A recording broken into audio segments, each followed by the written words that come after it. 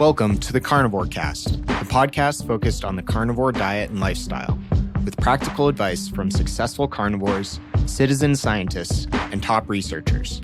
I'm your host, Scott Meslinski, and I'm here to speak with experts and experienced carnivores to get answers to your biggest and meatiest questions while helping you live your best life as a carnivore.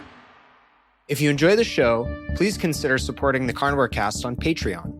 By becoming a patron, you'll help us reach more people and continue to create content on carnivore. There are also exclusive perks available, such as private Q&As, consultations with me, and more. Become a supporter at patreon.com/carnivorecast. Check the episode description for the link. Thank you, and I'll see you there. Theo Wattam at optimal.body.nutrition on Instagram has an ongoing Master's of Science in Applied Human Nutrition. He also has a Bachelor's of Science in Health and Exercise and is a health coach. Welcome to the show, Theo. Thank you very much for having me on. Very excited to have you. I've been following your Instagram for some time and kind of binging through your content. It's really interesting. So I'd love to hear a little bit more about the history and your approach to health and nutrition. Where did it start for you? Right. So it's been a long journey, to be honest. So I've always been really interested in fitness and nutrition. That was, a passion as a kid. I was always obsessed with sports.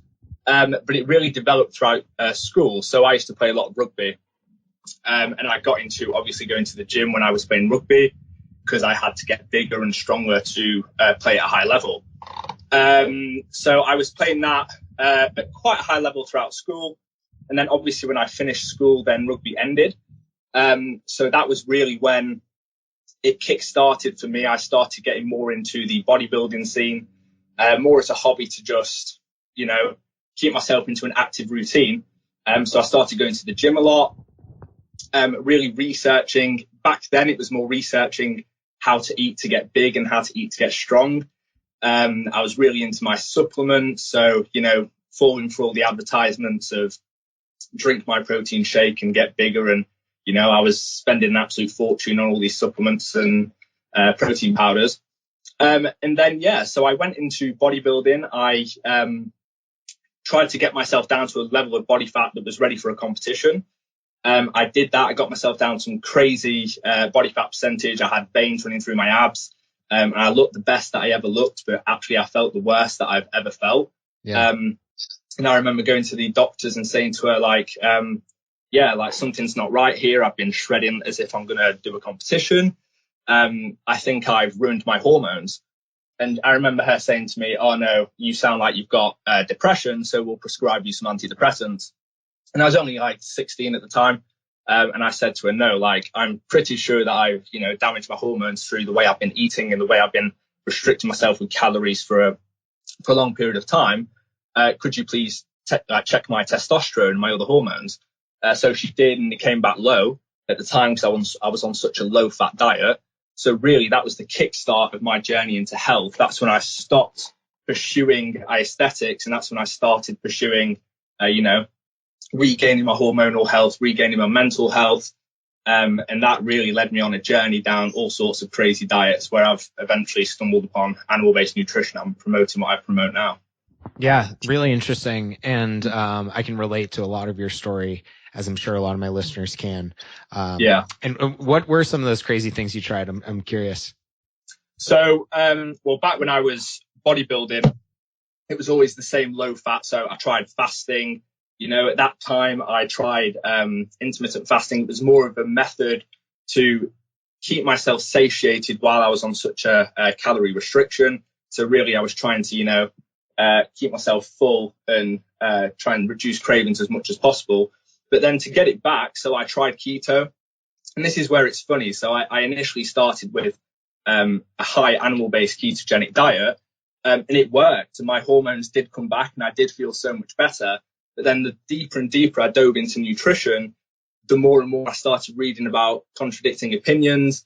And even, this is why I'm so big on listening to your body, because even though I felt great at the time, and I was following a more traditional ketogenic diet back then, so lots of nuts and seeds, but I was still having high protein and everything.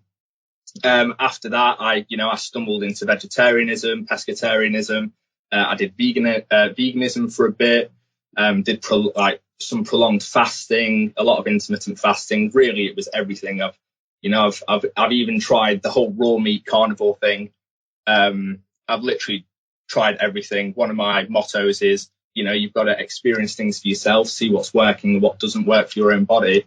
So I've really gone down the rabbit hole on pretty much every diet that I could possibly get stuck into out of interest, and also, trying to figure out what works so that I can then promote what works to my followers or to people that I want to help. Yeah, that's great. I like that approach to self-experimentation. And can you talk about what I find fascinating is you're combining your own story and your own experiences with your studies. So can you talk a little bit about what you're currently studying academically?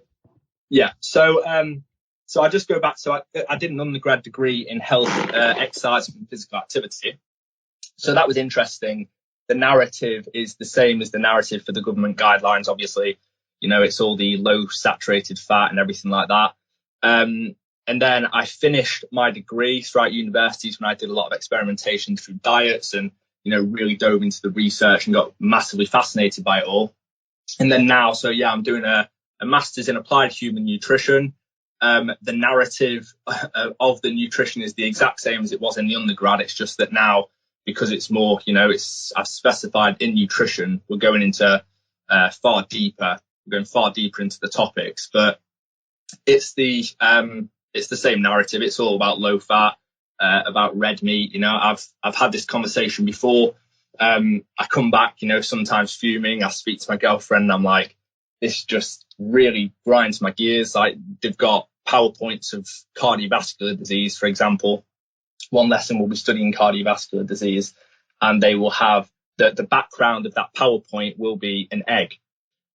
So essentially what they're saying through that presentation is eggs give you cardiovascular disease. Oh no. So it's very frustrating, but it's enjoyable as well. And I'm learning new things. I'm learning stuff about malnutrition. So in countries of crisis and everything like that, health promotion, human nutrition. So it's got a great scope of topics, but it's definitely not anything that I think your followers who are carnivore or anything like that would agree with. Yeah, well, it's always good to have kind of that base and diverse perspectives to be able to draw from, and at least know what you're battling against and where the average citizen is coming from with regards to the information that they're being fed. And where can we find information we can actually trust regarding health and nutrition, or where do you go for information that you use to base your recommendations, at least on your Instagram account, on? So that's such a hard question to answer, because I feel like in this age of technology where there's quite literally information everywhere, it's a difficult question to answer because there is so much information. So to say what's good information, what's bad information, I can say names like, for example, Dr. Gabrielle Leon, Rhonda Patrick, like people that are up there, like even Sean Baker. I know he's not specialized in nutrition, but still these figures, they're very knowledgeable. They're very scientific, so they can back everything they say up with the science. But to say where to go, so my approach with it really is that, and I've said this many times on my page before, there's science backing up every dietary point, and this is what makes it so difficult. So there's good science out there, there's bad science, and obviously being able to differentiate between the good and the bad, and being able to analyze science properly does make a huge difference. But at the end of the day, there's, like I just said, there's good science and bad science backing up every dietary point. So this is why I always try and emphasize, like I said before, listening to your body and almost using science as a tool, so that it's almost like it can guide you along the path, but then the way your body reacts to whatever diet you're eating or whatever food you're consuming, that will indicate whether you're on the right track or not. So, where to go for the information, I'd say even there's talkers on YouTube and Instagram and people that are high up in the science, or people that are leaders in the field that are talking all about it. And, the vegan ones that I disagree with, they have great information as well. Around certain topics. It's just disagreements on their approach to achieving health. But yeah, I'd probably say everywhere. If somebody looks okay, I'd probably say, you know, this is another thing I say. I might be going off topic here, but if, you know, do your own CV when it comes to nutrition, people can look good and feel terrible like I did when I did bodybuilding. But generally, if someone's been following a diet for a long period of time and they don't look very good, you can probably guarantee that what they're doing isn't the best approach. Yeah. Yeah, that's a really great point. And can you talk a little bit about your general nutrition philosophy? You know, how would you advise people to eat? Obviously, people should go to your Instagram account for a lot more in-depth information. But yeah, what are some of the pillars of your nutrition philosophy? So my nutrition philosophy is, number one, listen to your body, and number two, I'm a huge proponent of nutrient density. So you know that's one of the main bases around the animal-based nutrition. It's that you are consuming large quantities of the most nutrient-dense foods on the planet. So when you really get into studying like ancestral nutrition and you look at hunter-gatherer tribes and everything, I've stumbled upon, this is what's interesting, I think, I've stumbled upon this way of eating from trying every diet out there and listening to my body. And then it just so happens to be that the science backs it up with what humans in societies where that, you know, they're not trapped in the Western way of doing things. So the Hazda tribes and the Maasai and everything and all these other hunter-gatherers we can study, they just so happen to also consume a diet that's 60-70% or above animal-based nutrition. So that's my philosophy, really. You know, base your diet around the animal-based foods, the highly nutrient-dense animal-based foods, and then the rest that's in there. So, you know, your vegetables and fruits or starches or whatever, you know, honey, whatever you think you want to include in that diet, then you need to listen to your body on how it reacts when you introduce those foods in different ratios. But I'm a huge proponent of animal-based nutrition should really be at the foundation of your diet, and everything else is up to how you feel with it in. Yeah, I think that's a great philosophy, and I think there can be a lot of dogma and disagreements around the nuances. But if you really start with animal foods, you can't go very wrong. And why specifically do you focus so much on animal foods? I think a lot of my listeners will be familiar with some of the reasons, but what makes them kind of the best base of nutrition in your mind?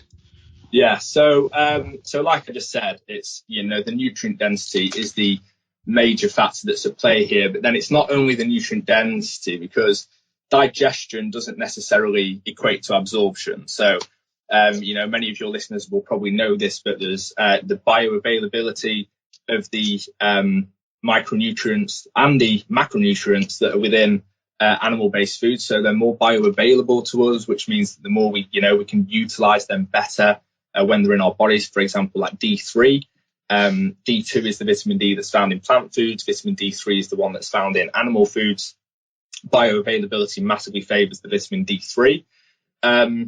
So it's the bioavailability, and then it's also, you know, other components of plant foods. So I did a post today about anti-nutrients, and anti-nutrients can actually block the absorption of some vitamins and minerals. So this is something I try and say to my followers as well. There's no need to, you know, fear plant foods necessarily if you can handle them well. And that's another part of listening to your body. How do you react when you eat these foods? And I personally eat a lot of plant foods, but well, not a lot. I eat adequate quantities, but my diet's still 60-70% animal-based foods.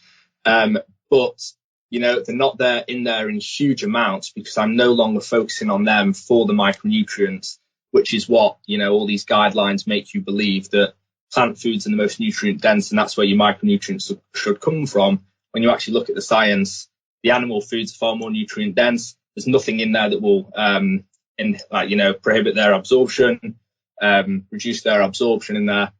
And yeah, so that's really the basis behind all of it: the micronutrient quantities, their bioavailability, and the lack of anti-nutrients. Yeah, that makes a ton of sense. And I think a lot of times people make these broad statements like eat whole foods. And I think when you compare a quote unquote whole food like a rice or a potato, and you compare it to an animal food, then the reason why people like yourself are always saying focus on animal foods as the basis of your nutrition makes a lot more sense for a lot of the points you just made. This episode is going to be a little bit different from other Carnivore Cast episodes. I started this podcast to support a burgeoning community of carnivores, which I'm passionate about. And I'm humbled to speak with role models, hear people's health stories, and discuss deep carnivore topics that help thousands of people on their health journeys. Along this journey, others have started businesses to improve our carnivore community, and from time to time, you'll hear from select sponsors on the show. My hope is to help them grow and to share with you what I believe are products that will add tremendous value to you and products that I've found useful. With that in mind, I want to give a quick shout out to our sponsor for today's show, Optimal Carnivore. A lot of people ask me about how to make liver more tasteful and how to cook it or incorporate other organ meats on carnivore. Optimal Carnivore can help you do just that with their grass-fed organ complex. It was created by carnivores for carnivores, and they start by sourcing 100% grass-fed organ meats from New Zealand, gently freeze-drying the organs and encapsulating them into convenient bovine gelatin capsules. Just 6 of these capsules a day is the same as eating an ounce of raw organ meat. I personally take these every single day, as does my wife. Even though we both eat liver and other organ meats, our ancestors would have eaten the whole animal, and this unique blend has 9 different organs, including beef liver, brain, thymus, kidney, spleen, etc. And I think it's great to get a daily dose of these organs when you can. So it covers all your bases, whether you're at home or traveling. What's also cool is they plant a tree for every product sold, which helps the environment. So visit www.optimalcarnivore.com/carnivorecast and use the code carnivore10 to receive 10% off your purchase. Thanks, and back to the show. You also talk a lot on your page, and this is where I think your experience comes in, I suspect. Let me know if I'm wrong. Why is counting calories such a waste of time? So I do talk a lot about the negative health consequences, of calorie counting. And you're right, this does come from experience. And it's not necessarily that I believe it's a waste of time, but I do think that unless this is my perspective on it, unless you're trying to achieve an unnatural level of body fat or an unnatural body composition, calorie counting is absolutely useless, because essentially it will take the priority away from diet quality. And even if you do impose a diet quality with that calorie counting, it just develops this very unhealthy relationship with food, where you're constantly thinking about, how many calories you've got to hit that day, what foods can be on your plate so that you hit those calories and those macronutrients in the perfect ratios. And that just triggers this obsessiveness with, what you're weighing and what you're eating. And I think it takes you away from real food, because, if you count calories, for example, at the end of the day, I've done a meme on it, and it's very true that people make all sorts of weird concoctions because they'll see that they might have, 80 grams of carbohydrates left, 10 grams of fat and 100 grams of protein. And it's like, what natural food on the planet has that form of macronutrient ratio? So you then have to, mix and match all these crazy things like, 3 cans of tuna with a scoop of peanut butter and God knows some cornflakes. And that seems to be your dinner. I think it just completely takes away, the basis of what food should be. And food should be fuel for your body. And if your diet quality is on point, then, and you remove all the garbage from your diet. So, I always say as well, these foods that are highly processed, I don't think people should fear them either. Balance is very important, and a bit of chocolate or some cookies here and there aren't going to kill you. But you've got to understand that these foods will generate hunger. They are there, they're highly palatable, and they're made to be overconsumed. So if you remove those foods from your diet and you just keep in the really nutrient dense, high quality foods that will satiate you and nourish your body, you will eventually, your hormones will rebalance out, your hunger hormones, and you'll eventually re-hit that natural, calorie maintenance. You'll hit it naturally. and then you'll go down to a healthy weight and you won't need to calorie count. And by that point, you've reestablished a healthy relationship with food, which actually makes your weight loss sustainable. So yeah, calorie counting to me is a big no-go unless you're a bodybuilder and you've got to, utilize unnatural tools to achieve unnatural body compositions. Yeah, that makes a lot of sense to me. And I think the other thing that these calorie counting apps do a justice to is there are some foods that are just so nutrient dense, good for your health, good for your satiety, maybe not even immediate term, but long term, like an egg versus egg whites. And a calorie counting app will make the egg whites look so much better. You're getting so much more protein, so much more food volume for fewer calories. But at the end of the day, like, you need to be consuming the eggs to get that vitamin K, to get the choline, etc. And it's just unjustifiably penalized by this one measure of calories. 100%. I agree with that. And a point that you just said with that, when it comes to the volume, that to me is another huge issue. And that's been generated not only by, the guidelines and science showing you that fiber fills you, which it does. There is science out there showing you that fiber does fill you and, leaves you satiated. And there is an element of truth in that, definitely. But with calorie counting, it's gone beyond that. And it's now no longer about, just fiber and a bit of volume filling you. People are forgetting about the nutrient density and it becomes all about volume. So, I'll say a funny example. When me and my little sister were doing it, we found these cereals like rice puffs and, they were so light. We were shocked when we poured them into the bowl on the food scale. This was years ago now when we were doing this crazy calorie counting thing. And we were amazed. We were like, oh my God, we can have a whole box of cereal for 400 calories. So, we'd have an entire box of cereal every morning because the volume allowed it. It was so light, we could fit them onto the weighing scale. But it absolutely damages your gut. I had the worst digestion in the world. Humans aren't meant to have, extremely voluminous meals. We're not herbivores.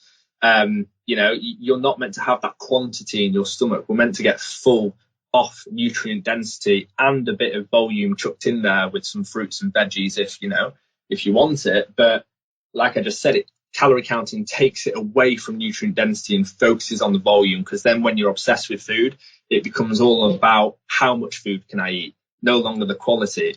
So then people, like I just said, it's all about lean meats and, loads of rice and pasta and cereals that weigh nothing and whatever. So I think the volume thing is an important point that you brought up. That's another thing calorie counting does. It just makes people focus on more and more food, which to me is a sign of an unhealthy relationship with food, when you're trying to cram in as much as you can because, you're obsessed with it. Absolutely. I think it's just all a matter of when you set that one goal and you're focused on that one target. It's kind of a matter of incentives. You make a lot of trade-offs that don't make sense nutritionally or health-wise to get to that goal. 100%. And can you talk a little bit about orthorexia and food obsession, and how that manifests itself both for people who are calorie counting, but also, I see it a lot in keto and carnivore communities. So, what are your 100%. Thoughts there? So I think this is a really interesting one. So I definitely struggled with food obsession and orthorexia at some point in my life. So the food obsession I believe came from the calorie counting. And again, this is another reason why I don't necessarily agree with it. Like I said, it makes you overthink food. And when you overthink food, we've already got enough stresses in our lives. We've got enough things to think about. And thinking about, having to do a maths equation every single time you want to sit down and eat just isn't healthful for your mindset. And it develops this whole food obsession where, I see it all the time online. I'm not going to call anybody out, but I follow some people purely just to, keep an eye on all this stuff that's going on within the industry. And these fitness experts online, experts in like bunny ears, they're there and, every single post is about peanut butter. Every single post is about food. They surround their entire lives around snacking eating all these crazy concoctions and, you know, doing things like 10,000 calorie challenges, like they've got serious binging disorders. So food obsession, to me, that's an element what I developed as well throughout calorie counting. And then the orthorexia, so, you know, being obsessed with healthy foods, that also was an element of coming from calorie counting. And I think that goes on massively within every nutritional industry, online or, you know, everyone that wants to be healthy, everyone's got a desire to be healthy and to look good. But I think up to me personally, you know, I don't think this is, you know, scientifically published or anything, but I think the foundation of orthorexia, so which is having an obsession with healthy food, I think the foundation is feeling unhealthy. Because when I felt unhealthy, that's when I was most obsessed with trying to eat healthy, because, you know, it's like I wasn't there yet. I hadn't achieved what I wanted to achieve, which was health. I wanted to feel good. So I was obsessed with trying to eat amazingly, well, what I thought was amazingly, all the time. And I avoided restaurants, you know, I didn't want to go out drinking with my friends. And I feared foods, which is what I always say on my platform now. Please, nobody fear foods. You know, their acute consumption will not kill you. It's prolonged chronic consumption of these things that will, you know, will cause you harm and weight gain. But yeah, I personally believe that if people don't feel 100% healthy yet, then they will have an element of orthorexia, because they will be obsessed with still trying to achieve that healthiness that they're trying to go after. Whereas now with myself, you know, now I actually feel healthy with the way that I eat. My relationship with food, all food, has improved. So I can go out on the weekend and, you know, I go drinking with my girlfriend and friends, and, you know, I'll get an ice cream when I'm out at the park or something. I believe that's a healthy mindset to have. Obviously, there's other people. So I spoke to Carnivore Yoga the other day about this, and, you know, there's some people that genuinely it triggers like food addictions, or, you know, it might trigger symptoms if they've got autoimmunity, and that's an entirely different story. But in terms of, you know, just people trying to be healthy, I do think that people can get too caught up in all these fads online or just diets online, these communities, and they almost start seeing diet as religion, or they start, you know, neglecting the social side of life, which is just as important. That balance is just as important as healthy eating. It's just as important as the food that you choose to fuel your body with. Yeah, that's a great point. I think stress and community and some of these things are completely underrated when it comes to health. Yeah, 100%. So can you talk a little bit about, you know, how you eat, what your daily diet looks like? You gave some hints there, and you've talked about it in general, but curious what like kind of an average day of eating looks like for you, and maybe what some of these like weekly or monthly exceptions look like in your mind. Yeah. So, you know, an average day for me, so 60-70% of my diet comes from high quality animal based foods, you know. So it's like this morning I had raw milk. So I get, raw milk deliveries off Hill Farm. I had raw A2 milk in the morning, a glass of raw milk, 4 eggs today. You know, most of my diet will just be high quality nutrition. I had a steak today. I had some cauliflower cheese. But, you know, I made it myself. So it's just normal cauliflower with literally just melted cheese on top of it. So none of that prepackaged stuff. All my food I cook and make myself. Yeah, so really I go between, you know, lamb, pork, beef, eggs, fish, liver. So I try to have liver once a week if I can. I'm not necessarily, you know, fond of liver, so it's more like just a supplementary thing. I try and get it in there because I know what it contains. It's just a nutrition bomb. So I try and make sure that I get that in at least once a week or once every 2 weeks.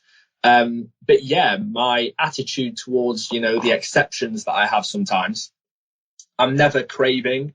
I'm never thinking about these foods. But if I go out, you know, socializing to some form of event, or, you know, just a nice day out with my family or my girlfriend or my friends, whatever it might be, then yeah, I literally just have whatever is there. I don't touch wheat or gluten. I don't do very well with that, but, you know, I'm not always low carb extremely strictly. I like I said, I'll have ice creams here and there.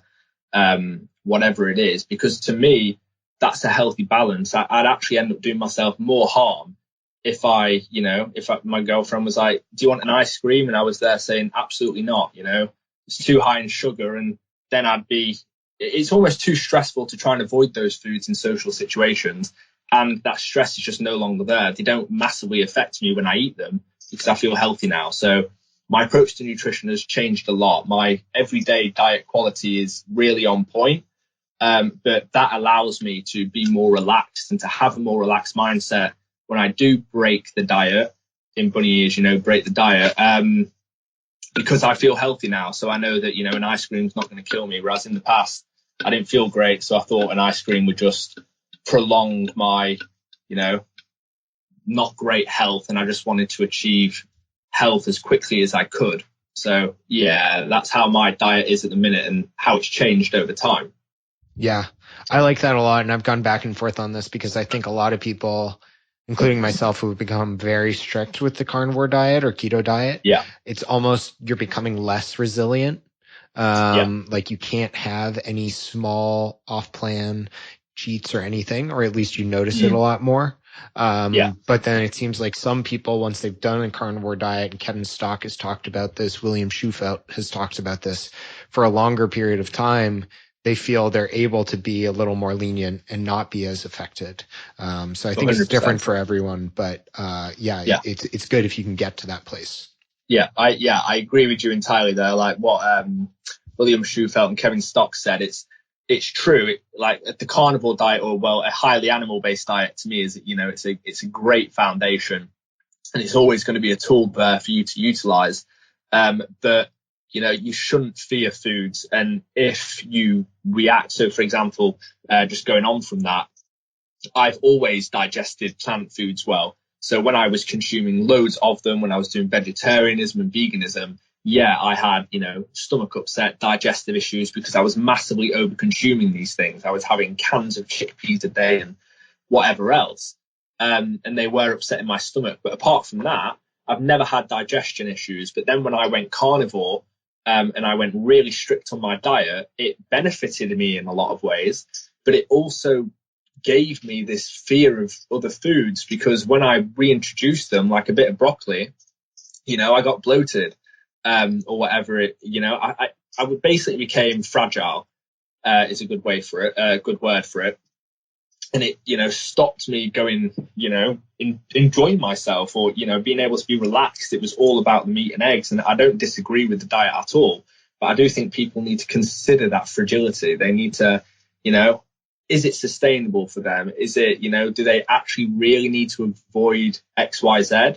Or should they allow themselves to, consume them here and there so that they're less fragile with these foods because it gives them more leeway? And in the end of the day, that stress, that lack of stress of being able to go out and not worry about these things will lead to better health outcomes than following a super strict diet, if that makes sense. Yeah, makes a lot of sense to me.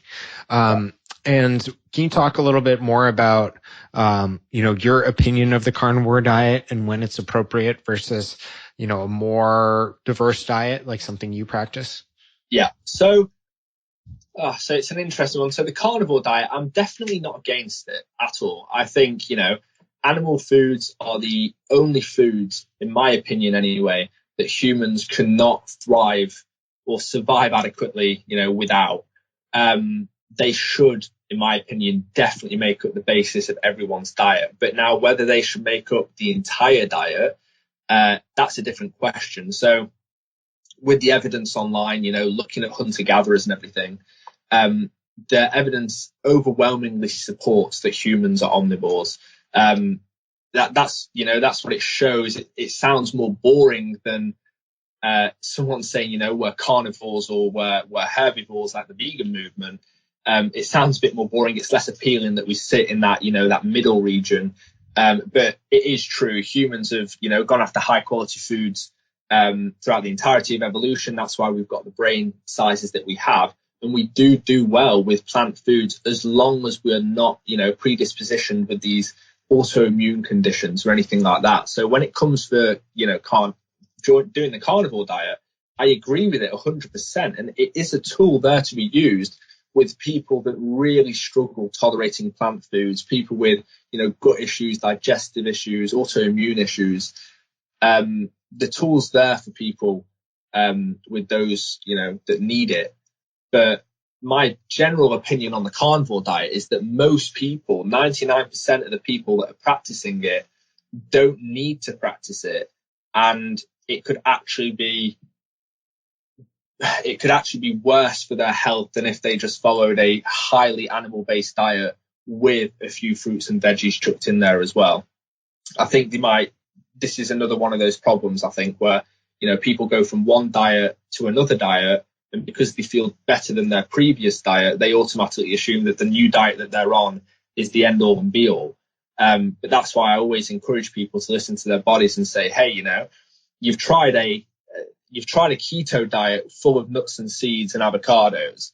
You've then gone straight to a carnivore diet full of red meat and, high quality eggs and salmon and mussels and organs. But have you ever tried a animal-based diet full of red meat, chicken, pork, So you take all the best elements of the carnivore diet and you mix them with all the best elements of an omnivorous diet, you put them together and see how you feel then. And most people that I, work with, or most people that I talk to that go away and do that don't have autoimmune conditions, come back to me and they say, wow, I thought I felt good on the carnivore diet, but I feel really great, with my diet up there, 70-80% animal foods, but with a few fruits chucked in, or, back to eating a bit of broccoli and peppers and oranges or whatever it might be. So I'm not against the carnivore diet, but I would say I don't think it's necessary for most. Yeah. And I think it totally depends on the individual, but yeah, a lot of people don't need to go all the way. And I think that's where a meat-based diet or having your focus on animal foods can be so powerful. 100%. Theo, this has been really an awesome conversation for me. I've found it great to pick your brain on some of these things and just learned a ton from your Instagram account. Where can people find more about you and maybe talk about what are some of your goals with optimal body nutrition?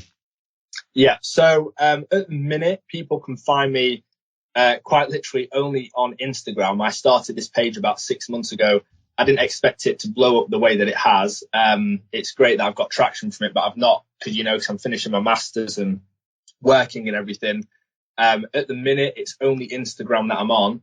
Well, I've got a Twitter as well. It's Optimal Body, but I am planning on getting my Facebook and Twitter and everything sorted, and also getting a podcast of my own going, and maybe even a YouTube in the future or something like that. So, but at the minute, if anyone would like to contact me or check out any more of my content, it's at optimal.body.nutrition on Instagram.